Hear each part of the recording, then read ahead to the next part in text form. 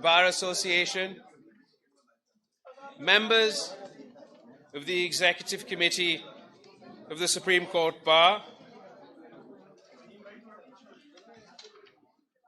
वैसे मैंने अंग्रेजी में लिखा है इसलिए मैंने सुना है कि सुप्रीम कोर्ट बार में अंग्रेजी ही चलता है. I am very grateful. आप सबका मैं शुक्रगुजार हूँ. Thank you. ना सिर्फ इसलिए कि आज हम 1973 की कॉन्स्टिट्यूशन का गोल्डन जुबली भी मना रहे हैं. आपका दावत का भी शुक्रिया सुप्रीम कोर्ट बार एसोसिएशन का.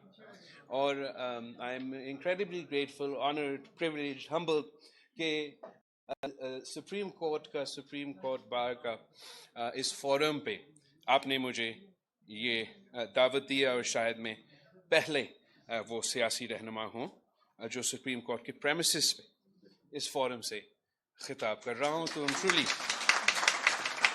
honored and humbled. It is indeed a privilege. And we appreciate the role of the bar in upholding the law, rule of law, constitutionalism, and human rights in Pakistan. We appreciate that the bar has played this role regardless of the political inclinations of individual members of the bar and the office bearers of the Bar Association. The nation values this bipartisan struggle against dictatorship waged by the legal fraternity. This indeed raises our hopes in democracy and fighting dictatorship. We salute your courage, your determination in the relentless struggle for the rule of law in Pakistan. This is the 50th anniversary of the Constitution of Pakistan that was given to the country by my grandfather, Qaid-e-Awam Shahid Zulfikar Ali Bhutto, with the invaluable support of all political parties, of the right and the left and the center, whether of democratic and secular inclinations or religious persuasions. The unanimous constitution given by the political parties and leaders at the time also had the backing of all the federating units of our federation. This consensus is no small achievement. Let there be no doubt or mistake about it. Under the leadership of Qaid-e-Awam, the political leaders of the time rose above political partisanship, a value that has since systematically eroded over the years. One opposition political leader at the time was asked as to why he had agreed to the Constitution when he opposed Zulfikar Ali Bhutto so vehemently at every turn and every forum. In reply, the political leader is reported to have said that opposition to Bhutto was a political necessity, but making the Constitution was a national necessity.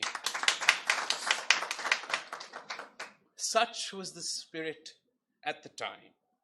It looks like a dream today. On this occasion, therefore, on the occasion of the 50th anniversary, I would like to pay tribute to all 24 members of the Constitutional Committee of 1972, the Legislative Assembly of 1973, which passed the Constitution, and the then legal fraternity for achieving this milestone in our national history. They are our national heroes, and we salute them. Standing before this august gathering in the premises of the Apex Court of Pakistan, I would like to share with you my thoughts and perceptions about how we see the role played by the judiciary in defending and advancing democracy. I'm tempted to speak about it because democracy once again is under threat, and the people look up to the judiciary to protect constitutionalism, to protect human rights, and to protect democracy. I will not give you a textbook narrative, nor will I dwell too deeply into the past. The role played by the judiciary in the past is rather too well known and bears no repetition. However, a brief peep into the past serves like a rear-view mirror while driving. It helps in course correction. A constitution is the soul of a state, and tearing it means tearing apart the state itself. Ridiculing it means ridiculing the people of Pakistan. It is a sacrosanct social contract between the state and the citizens on the one hand, and the glue that binds the federating units on the other. Abrogating it means dismembering the federation and alienating the citizens from the state. When dictators abrogated it in the past, the judiciary upheld this abrogation, sometimes in the name of the doctrine of successful revolution, and sometimes in the name of the doctrine of necessity. One felt as if the soul of the state had been torn by those very luminaries who were supposed to protect and defend it. I would not like to dwell more on this. As they say, forget the past, arrange for the present, and face the future. Those who abrogated the Constitution and ridiculed it as merely a 15-page document, and those who upheld the abrogation not only disgraced themselves, but also heaped disgrace on the people and on our nation. They are the traitors of the nation, and their actions were nothing but treacherous. History will always remember them with this title. That is why it is important to jealously safeguard the Constitution and relentlessly pursue those who have subverted it. I've been a member of Parliament now for 5 years and have seen the role played by the judiciary from the perspective or the vantage point of Parliament. The restoration of the judiciary as a result of orchestrated public demonstrations in March 2009 is a seminal incident in the judicial history of Pakistan that had a profound impact on the judiciary-parliament relations. In the words of a leading lawyer and member of the movement for the restoration of CJP Iftikhar Chaudhry, he later stated that the 2009 restoration as a result of public pressure had resulted in judges prone to arrogance and a bar prone to violence. We witnessed unprecedented judicial activism in the wake of its restoration in 2009. Iftikhar Chaudhry, Chief Justice Iftikhar Chaudhry, Honorable Sabik Chief Justice, declared that not Parliament but the Constitution was supreme.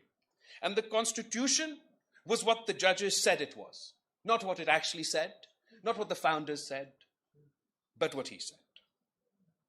In the 18th Amendment in 2010, for which,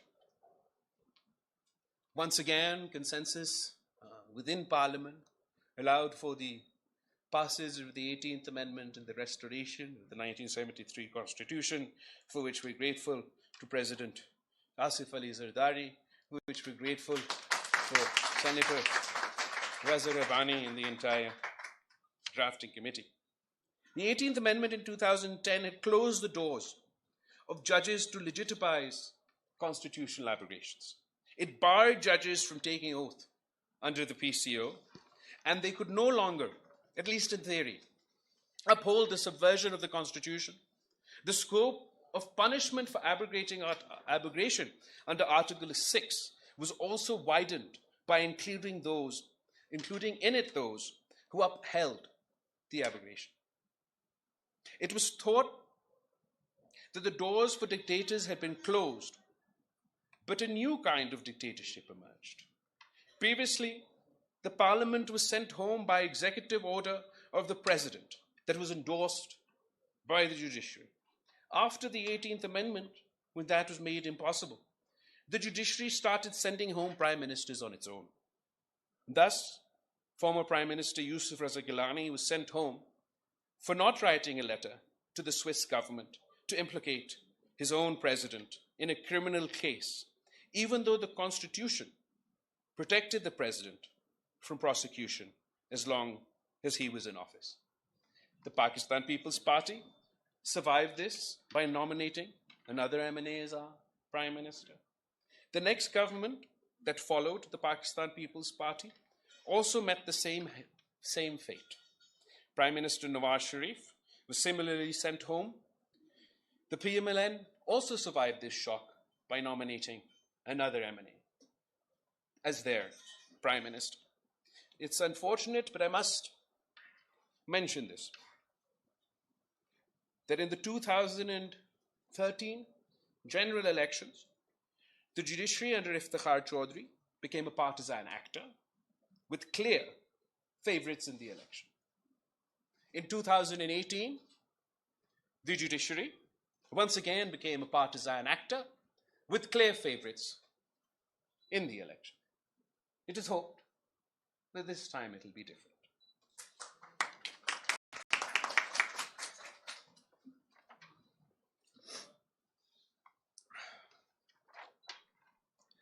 That is, of course, if we have elections. My party has been demanding an election date and schedule since Parliament's term ended, to no avail. Regardless of my well-known opinion on 90 days, which may now have become a moot point, our right to have an election is absolutely indisputable. At the time of the conflict over elections in the provinces in Punjab and Khyber Pakhtunkhwa, my party and I made every effort, and the most sincerest effort, for political dialogue, political consensus, to resolve a constitutional, political, and democratic crisis.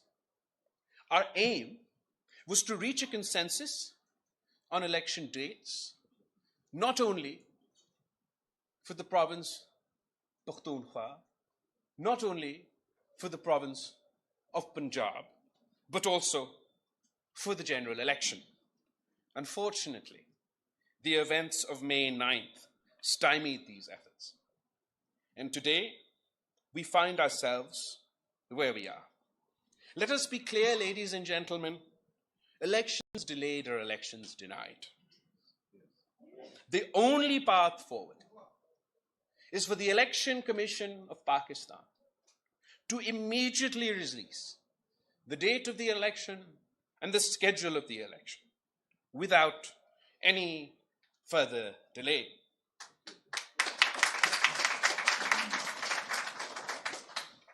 Given the events that we witnessed over the weekend, I trust there shall be no further delay.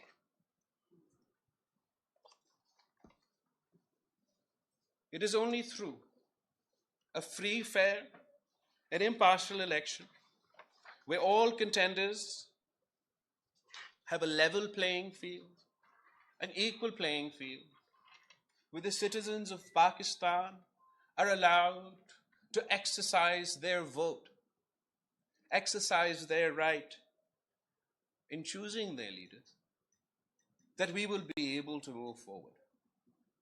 When I was Foreign Minister of Pakistan, I met with a prominent foreign minister from a country where they don't have elections. They don't understand elections. And I was asked, what are these elections? Why do you need elections? And I explained that the people of Pakistan are very emotional people. हमें अपना भड़ास निकालने के लिए ये elections बहुत जरूरी है. मेरा शक्ल आपको पसंद ना आए, 5 साल अगर मैंने कोई गलती की, कोई जुल्म किया, तो पाकिस्तान के अवाम के पास वो एक ही दिन है कि मुझसे हिसाब लिया जा सकता है. और इसलिए कि पाकिस्तान पीपल्स पार्टी एक जमहूरी जमात है, इसलिए ये जो आईन हमें इलेक्शन का हक देता है, वो कायदे अवाम का दिया हुआ बनाया हुआ आईन है.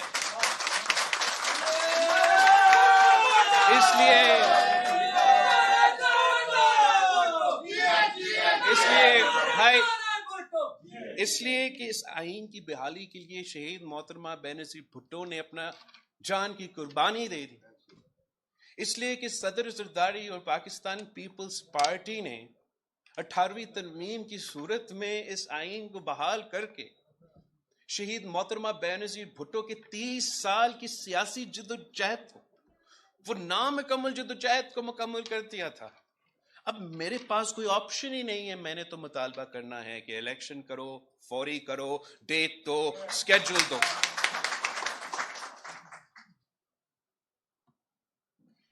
مگر ہم چاہتے ہیں،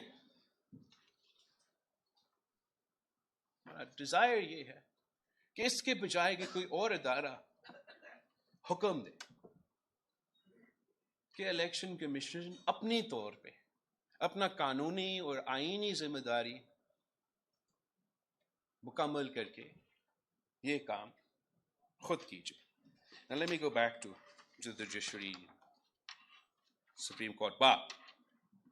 I expect that in interpreting the Constitution, the judiciary will expand the powers of all democratic institutions, not merely its own. We have, however, witnessed that in interpreting the Constitution in the past, the judiciary has enhanced only its own powers and undermined that of other institutions. We value the independence of the judiciary. It is a cardinal principle of a democratic society. However, I sometimes feel that the independence of the judiciary has taken far too far to mean its independence from the law and the Constitution itself. We believe in accountability of all under the same law by the same institutions. Independence of the judiciary should not mean its independence from accountability. A reference was filed by over 100 civil society representatives from all walks of life against a Chief Justice of Pakistan while he was holding office. The reference was not heard by the Supreme Judicial Council for as long as the Chief Justice held the office of Chief Justice. When he retired, the reference was returned to the petitioner as having become infructuous. This raises some serious questions about accountability, particularly because honorable judges are so fond of claiming and proclaiming their fondness for accountability, particularly when it comes to civilian political leaders. कहते हैं कि एहतसाब होना पड़ेगा. हर वजीर आज़म ने अपने आप को इस इदारे के सामने एहतसाब के लिए पेश किया है किसी न किसी सूरत में. तो फिर one would imagine that the honorable judges would be the first to present themselves for accountability before their own accountability institutions. Here I would like to make mention of more recent developments that have raised our hopes. Members of the bar may or may not agree with me, but the recent decision on the Practices and Procedures Act have raised the hopes of Parliament. When President Zardari went from being the most powerful civilian president in the history of Pakistan, having inherited all the powers from a dictator who has usurped those powers from the parliament, from the prime minister, and he went from being the most powerful president, civilian president in the history of Pakistan, to the most ceremonial president in the history of Pakistan. When he gave his own powers back to Parliament, gave his own powers back to Prime Minister. तो वो एक high point था पाकिस्तान की जमहूरी सफर में. तो वैसे ही, now when we see that the full court bench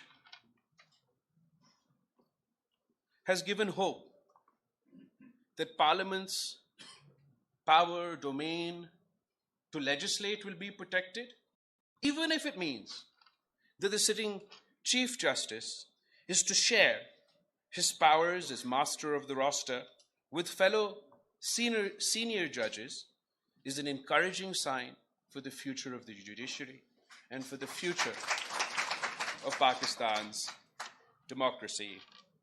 The procedure for the appointment of judges also needs to be reviewed.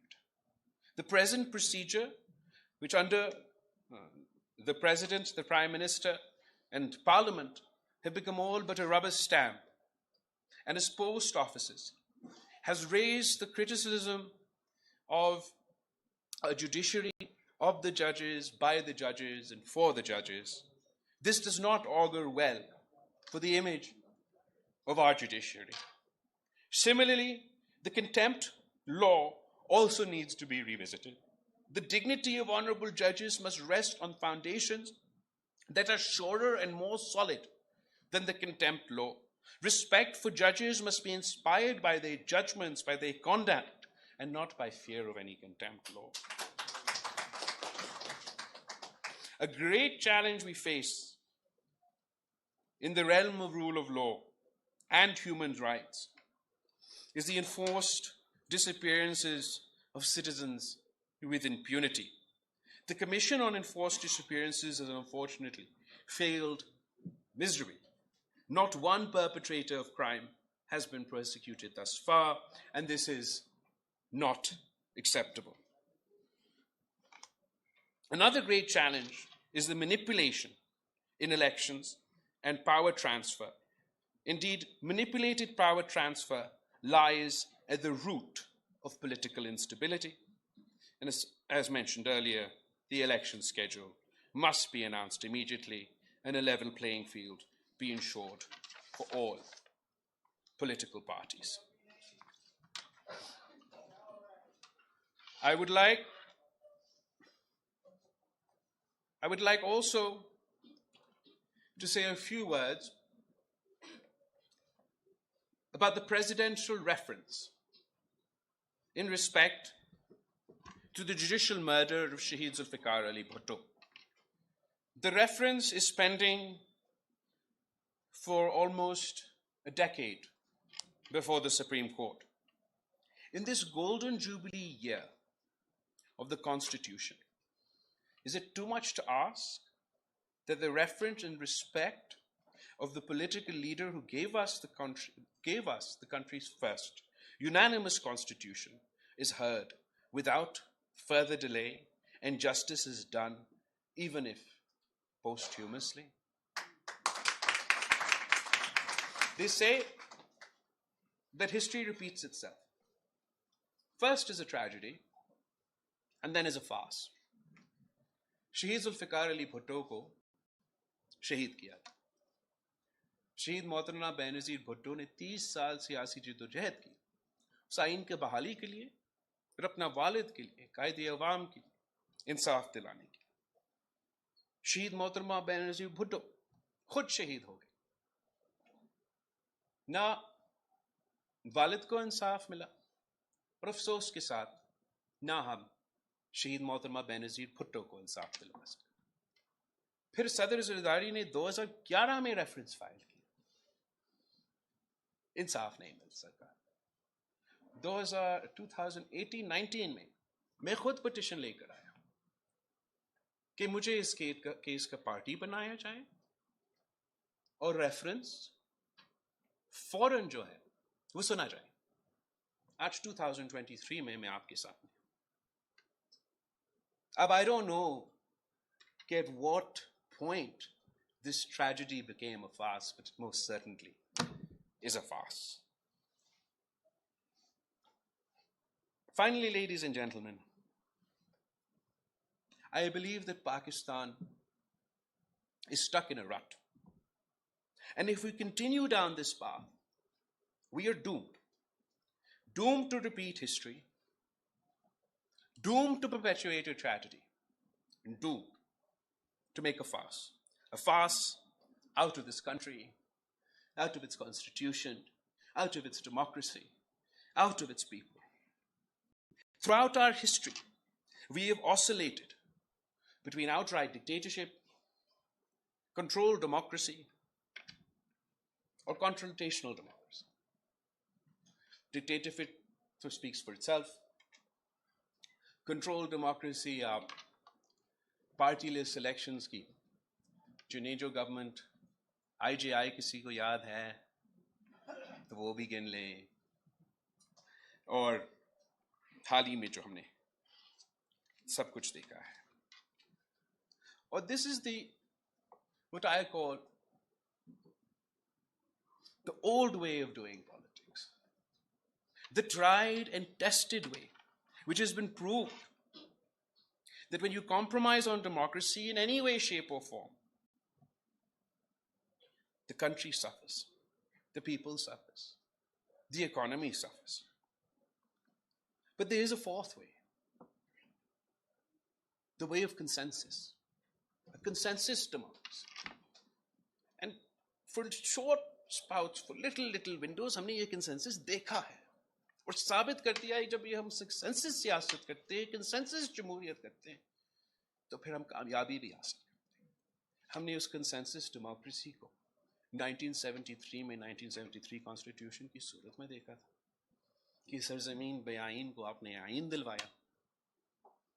हमने इस कंसेंसस डेमोक्रेसी को चार्टर ऑफ डेमोक्रेसी में 18वीं तरमीम की बहाली में पहले NFC award 7th NFC award की सूरत में, and even national action plan और दहशतगर्दी और इंतहा पसंदी का मुकाबले करने में की सूरत में हमने ये कंसेंसस डेमोक्रेसी को छोटे छोटे विंडोज के लिए, शॉर्ट पीरियड्स ऑफ टाइम के लिए हमने एक्सपीरियंस भी किया है. And it is in this very spirit of consensus building, consensus democracy, that Pakistan's democracy will not only survive, but it will thrive. And we will need this consensus within all institutions, within the institution of parliament, within the institution of the judiciary, in all institutions, this consensus को हमें कायम करना पड़ेगा. ना सिर्फ within institutions, but between institutions also. ये consensus हमें पैदा करना पड़ेगा पार्लियामान और जुडिशरी के दरमियान और बाकी के अदारों के दरमियान भी. हमें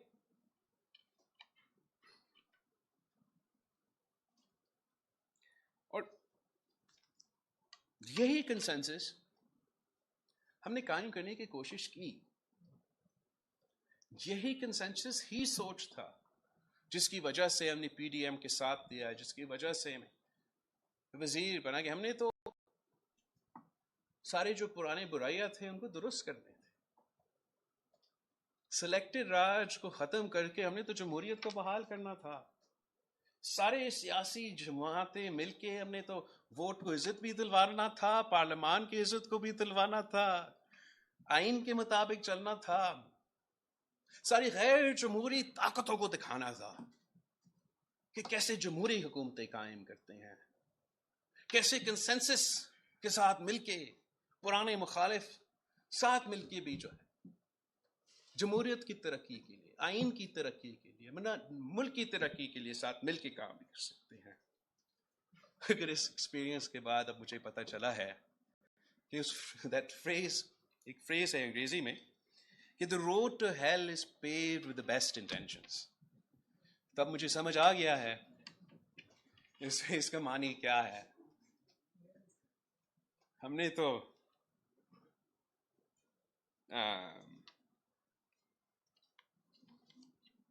पार्लियामान का जो अवाम का एतमाद है उसको बहाल करना था. रातों रात सारे इंस्टीट्यूशंस न्यूट्रल हो रहे थे. वाह जी वाह.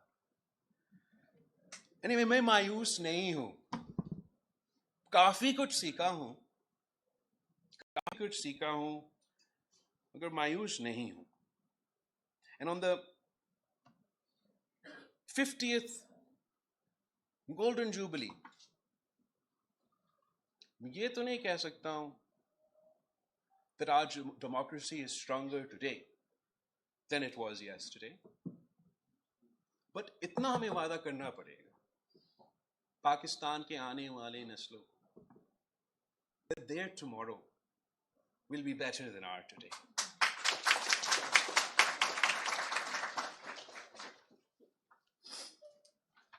The old politics of hyper-partisanship, hyper-polarization must end. جیسے میں نے کہا تھا, within parliament, within society, within judiciary, within the bar. یہ hyper-partisanship, hyper-polarization, اس کی وجہ سے ہم ایک دوسرے کو سے بات کرنے نہیں چاہتے, شکل دیکھنا نہیں چاہتے. اس سیاست کو ختم کرنا پڑے گا. Agar we want to become a just society, then we have to leave space for differing opinions. We must use parliament, use the judiciary and other such institutions or other such bodies to forge consensus in order to resolve problems, not as bitter partisan arenas for us to create problems. We owe it to the people of Pakistan to start functioning as a modern country with a functioning governance system, with a functioning parliament, with a functioning judiciary, with a functioning constitution, with a functioning democracy. We owe it to the people of Pakistan, and there'd be no better way than to celebrate our golden jubilee than delivering on these promises to the people of Pakistan. Let's end the old, stale politics of the past and embrace the new politics of consensus. آپ سب کا بہت شکریہ. Thank you, بہت شکریہ.